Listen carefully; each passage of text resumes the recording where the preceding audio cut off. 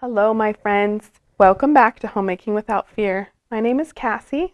I love to share lots of DIY home projects, thrifty home decor ideas, ideas for natural living, and lots of home-cooked recipes on this channel and on my blog, homemakingwithoutfear.com. If you are new here, I welcome you. Would you do me a favor and click the subscribe button, turn on your bell notifications so you don't miss any new episodes either. I'd love for you to be part of my channel. All right, so I am still sitting in our rental living room. As many of you, some of you know, we are building a new home. It is 2021. This year has been difficult, as was last year, in so many ways that I don't even need to explain to most of you. But building a home in 2021 has a whole set of unique challenges. We were blessed with our property that we were able to find. It was totally God's plan. We had a completely different plan lined out, and last minute he flipped our script and dove into doing something different. It's been really fun. It's been really exciting. It's been a lot of work. Building a home before, I knew it would be a lot. I wasn't sure we were prepared or ready for it. We're just going with the flow as best we can. I'll be honest, I'm not good at going with the flow, and I've had some really hard days with this. Just a teeny bit of background. We sold what we thought would be our forever home last Christmas. It was a very hard decision. It was the right decision, but it was very difficult. And since then, I have been a captain without a ship. And just have felt really off and sad about it, off and on. There's a lot of fear, especially right now, in not having a safe place. Not that our rental isn't safe, but having something that's yours, that's secure, that you can count on. That's been really difficult for me. I think having safety and security is something that's important to a lot of women. Having a home is really important. So for all of you that are in this type of transition phase, my heart goes out to you. I love you and I'll pray for you because I know how hard it is. So we found our property in May of this year and we began building in June. We've had lots of delays, difficulties getting materials, lots of, fluctuating price changes. My husband works full-time in construction. We've done parts of this build ourselves, the concrete, the foundation, all the electrical, that kind of thing we've done on our own. Thankfully, we do have contractors that are building a lot of it, but it's been a lot. It's been a lot for him. It's been a lot for me. Just emotionally exhausting, but we're almost there. Maybe by Thanksgiving. Today is November 10th, 11th? November 10th. So we're really hoping by Thanksgiving we'll be in. So I'm delighted to share the first episode of our Building Home series.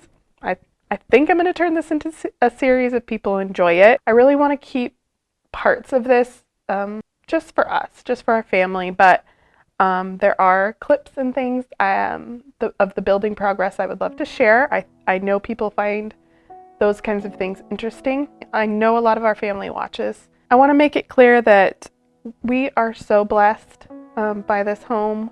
We are so fortunate to have the opportunity to build this home. And even though my attitude has been not good at times about the stress and the waiting, I am eternally grateful. And I don't want to make anybody else feel really sad or disappointed if you are in a transition phase of your life. Transition phases are really hard. I've gone through about 5 or 6 major transitions in the last 2 years. We have, and it's been emotionally exhausting and physically exhausting. It's really easy to feel disappointed in your situation, and I share this to encourage you to keep going. When we walk through difficult times, it's important to remember that God is there with us. He hasn't forgotten about us. He does care. If we can just hang on, trust, and find little pockets of peace and sanity, little things to be grateful for. I know the tendency for some of us is to run away, to retreat emotionally, or or just really turn inward. That's what I do. Some of us get really emotional. Some might get really angry in times of transition. This is all really normal, but it's important not to camp there. And I'm talking to myself here too. It's really tempting to pray for deliverance from our discomforts and our trials, to just ask God to just make them go away. But what I have found, what I continue to find, is that if we pray for God to give us the strength to get through it, that seems to be a lot more helpful. There will be lots of trials, lots of heartache. That's the world we live in. You know, it's in those times of pressure and discomfort that we do grow, and God will give you the strength to get through it. Where we are weak, He is strong, right? In these hard times, we really learn how small we are and that we need Him most. I want to share a couple verses with you, and then James 1:2, "My brethren, count it all joy when you fall into temptations, knowing this, that the trying of your faith worketh patience. Let patience have her perfect work, that you may be perfect and entire, wanting nothing. If any of you lack wisdom, let him ask God, that giveth to all men liberally, and upbraideth not, and it shall be given. But let him ask in faith, nothing wavering. For he that waver is like the wave of the sea, driven in the wind and tossed. For let not that man think that he shall receive anything from the Lord." Philippians 4:10. I actually love all of Philippians 4 is so encouraging to me, but specifically Philippians 4:10. "But I rejoice in the Lord greatly, that now at last your care for me hath flourished again, wherein you were also careful, but you lacked opportunity. Not that I speak in respect of want, for I have learned in whatsoever state I am to be content. I know both how to be abased, and I know how to abound.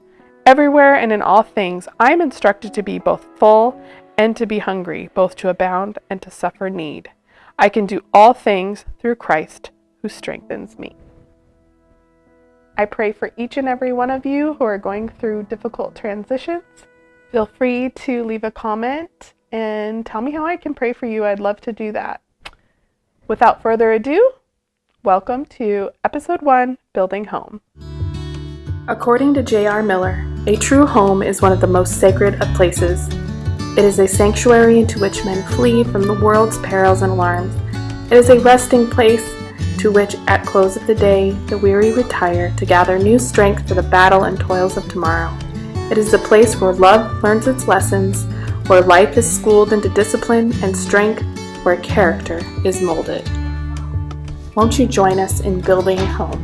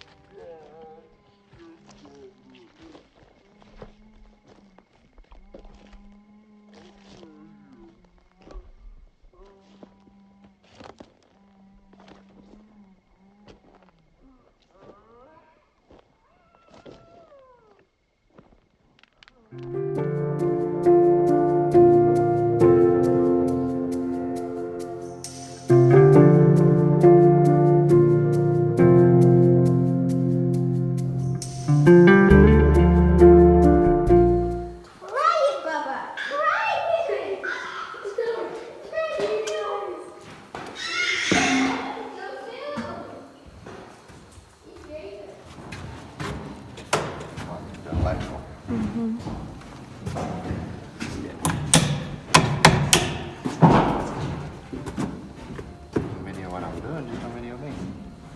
I'll break the camera.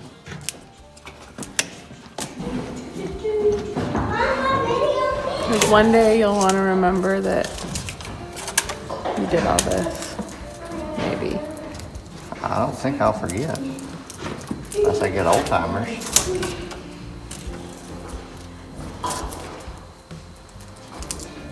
Just doing this proof that I know how to do electric work, eh?